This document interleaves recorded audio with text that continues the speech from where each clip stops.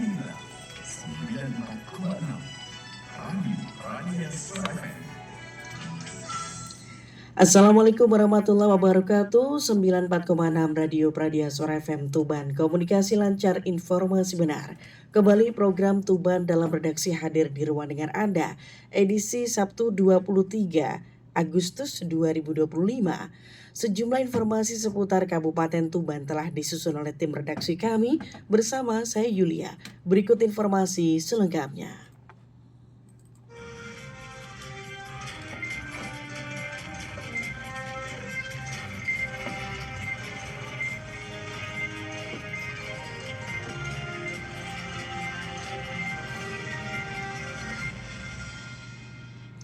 Informasi awal, pendengar Bupati Tuban Aditya Halindra Faridski menerima piagam tanda penghargaan Lencana Dharma Bakti dari Kuartir Nasional Gerakan Pramuka. Penghargaan ini diberikan kepada tokoh yang dinilai telah memberikan jasa dan pengabdian besar serta bermanfaat bagi perkembangan gerakan pramuka di Indonesia maupun dunia. Penghargaan tersebut sesuai dengan keputusan Kuartir Nasional Gerakan Pramuka nomor 175 tahun 2012 yang menjadi dasar penilaian atas kontribusi nyata dalam mendukung dan memajukan gerakan kepramukaan.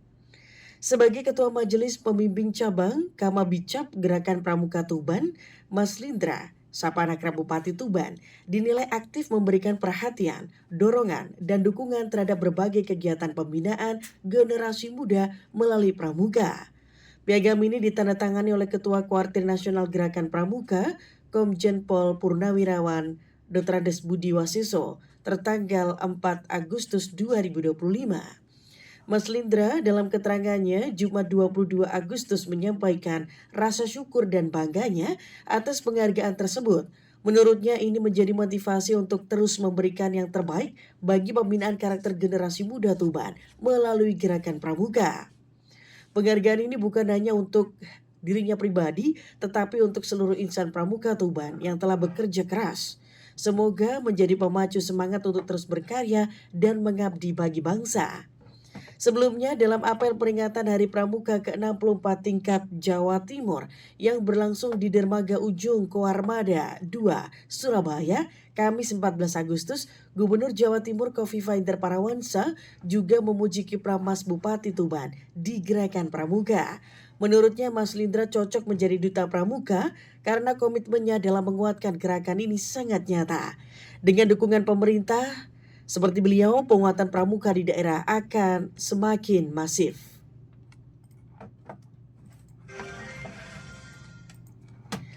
Sebanyak 50 kru armada transportasi publik Simas Ganteng mengikuti kegiatan sosialisasi penanganan pertama gawat darurat atau PPGD dan pemeriksaan kesehatan Jumat 22 Agustus.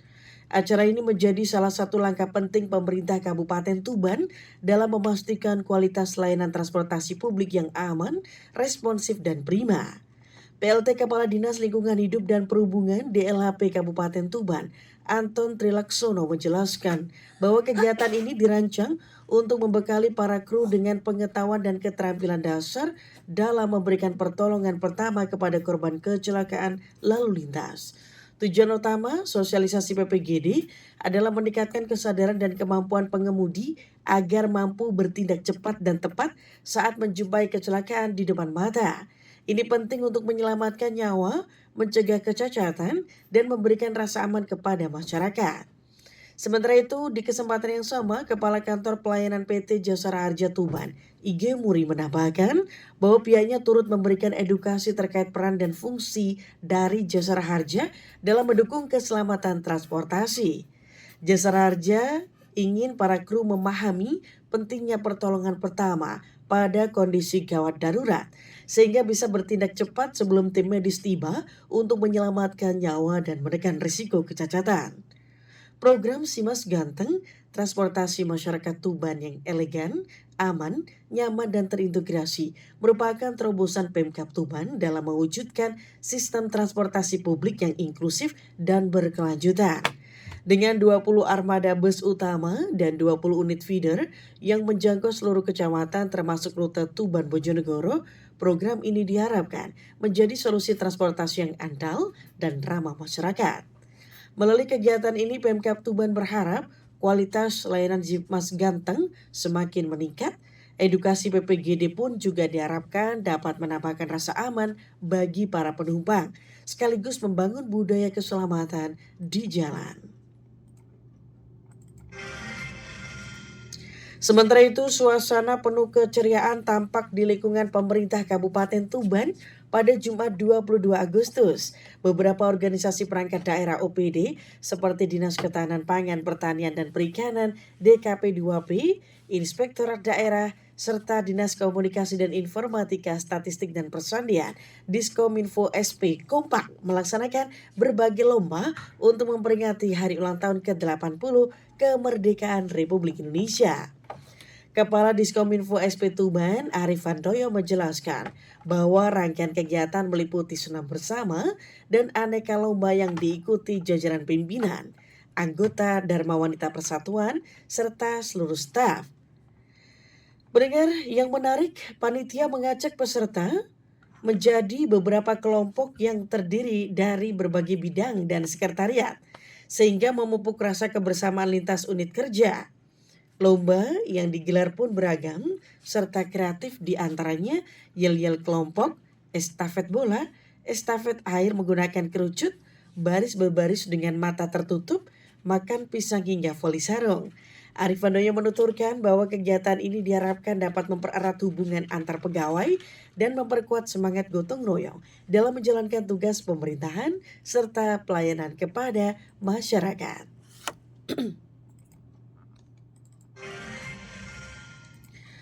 LPPL Pradya Suara Tuban mengikuti Cerdas Digital, Cerdik Batch 9 atau yang ke-9 yang digelar di Dinas Komunikasi dan Informatika Provinsi Jawa Timur, Diskominfo Jatim, Kamis 21 Agustus. Webinar bertema transformasi LPPL dalam ekosistem komunikasi publik digital dari on-air ke online ini dihadiri anggota LPPL se-Jawa Timur serta Persatuan Radio TV Publik Daerah seluruh Indonesia, Indonesia Persada.id. Pada kesempatan tersebut, Kepala Bidang Informasi dan Komunikasi Publik IKP Diskominfo Jatim, Putut Darmawan menegaskan, transformasi digital bagi LPPL bukan lagi pilihan, melainkan kebutuhan. LPPL yang selama ini menjadi corong informasi pembangunan di daerah tidak bisa lagi hanya mengandalkan siaran on-air melalui gelombang frekuensi. LPPL harus mampu beradaptasi, berinovasi, dan bertransformasi ke ranah digital untuk tetap relevan dan menjangkau audiens yang lebih luas. Pendengar, Putut juga menjelaskan bahwa di Jawa Timur terdapat 28 LPPL radio yang berperan sebagai kanal literasi, media kebudayaan, sekaligus corong informasi daerah. Dengan internet yang kini menjangkau lebih dari 80% penduduk Indonesia, LPPL punya peluang besar untuk memperluas jangkauan tidak hanya ke pendengar lokal, tetapi juga masyarakat yang rindu informasi daerahnya, termasuk diaspora. Pihaknya menambahkan, melalui pemanfaatan teknologi digital, LPPL dapat membangun kedekatan baru dengan generasi muda, sekaligus memperkuat posisinya sebagai media informasi publik terpercaya.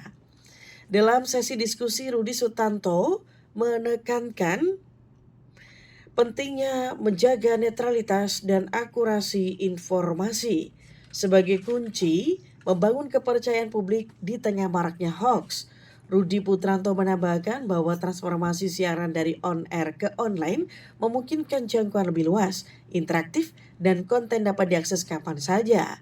Sementara itu, Arif B. Sitohang menegaskan perlunya LPPL bergeser dari siaran satu arah menjadi komunikasi dua arah yang interaktif agar tetap relevan di era digital.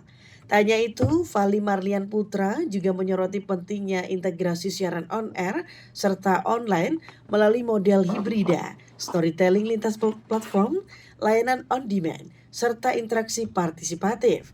Sedangkan Damar Eka menekankan strategi penguatan konten digital melalui pelatihan SDM sebagai kreator, diversifikasi platform, serta kolaborasi dengan komunitas dan juga publik.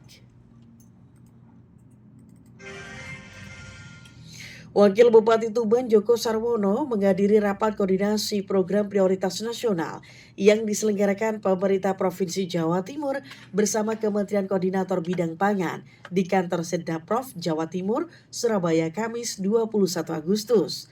Rakor tersebut membahas 3 agenda utama, yaitu percepatan pembentukan koperasi desa, Kelurahan Merah Putih, penguatan ketahanan pangan, serta implementasi program makan bergizi gratis menuju Indonesia Emas 2045. Gubernur Jawa Timur Kofifa Indar Parawansa melaporkan bahwa dari 8.494 desa dan kelurahan di Jawa Timur, sebanyak 8.420 telah membentuk koperasi baru. Namun 99% diantaranya masih berstatus baru dengan rata-rata modal di bawah 2 juta rupiah. Selain itu, Kofifa menyoroti kendala di lapangan, diantaranya belum turunnya petunjuk teknis skema pinjaman bagi koperasi dari pemerintah pusat, serta sistem pembayaran cash on delivery (COD) untuk distribusi beras SPHP Bulog, LPG Pertamina, dan pupuk dari Pupuk Indonesia yang dinilai memberatkan karena membutuhkan modal besar. Menteri Koordinator Bidang Pangan Zulkifli Hasan memberikan apresiasi kepada Jawa Timur yang dinilai sebagai percontohan nasional. Dalam arahannya, Zulhas menekankan penguatan ketahanan pangan, percepatan distribusi, serta pentingnya dukungan terhadap program makan bergizi gratis.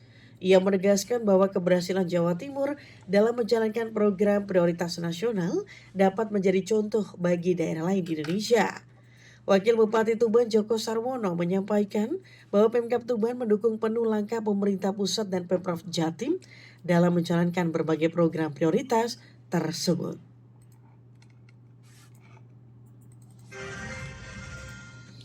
Dinas Kebudayaan, Kepemudaan dan Olahraga serta Pariwisata Disbud Parapar Kabupaten Tuban menggelar Technical Meeting atau TM Smash Kemerdekaan Kamis 21 Agustus bertempat di Aula Disbud Parapar Tuban.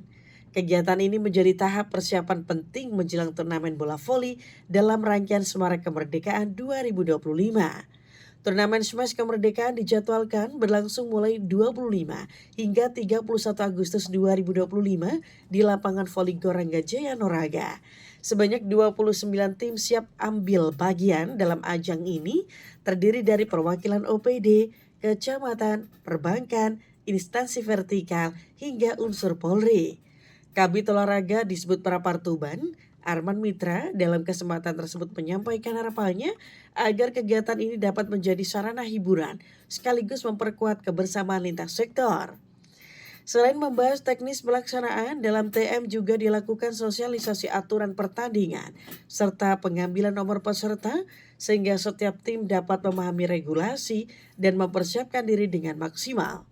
Dengan penuh antusiasme dari peserta, turnamen Smash Kemerdekaan diharapkan menghadirkan pertandingan-pertandingan seru, meriah, dan menjadikan momentum HUT ke-80 RI di Tuban semakin berkesan. Sementara itu, setelah sukses mengantarkan RW 6 Kelurahan Kebonsari, Kecamatan Tuban, meraih penghargaan program Kampung Iklim Proklim kategori utama Sertifikat Nasional dari Kementerian Lingkungan Hidup dan Kehutanan 2024, kini Kelurahan Kebonsari bertekad meraih penghargaan serupa pada 2025 ini.